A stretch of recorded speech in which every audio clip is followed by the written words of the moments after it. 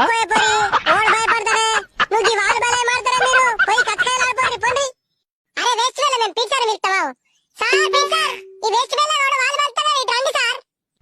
పొరాన్లు ఈ అమ్మాయిలకు వాలీబాల్ ఇచ్చి మీరు క్రికెట్ ఆడుకుంటే ఏమైతారా?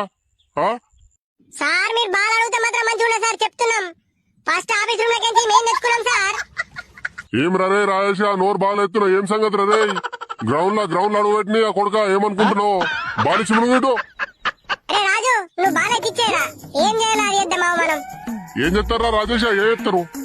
మాటలు బాగా వెళ్తున్నాయా? సార్ ఒక్కసారి రండి సార్, మీతో మాట్లాడాలా.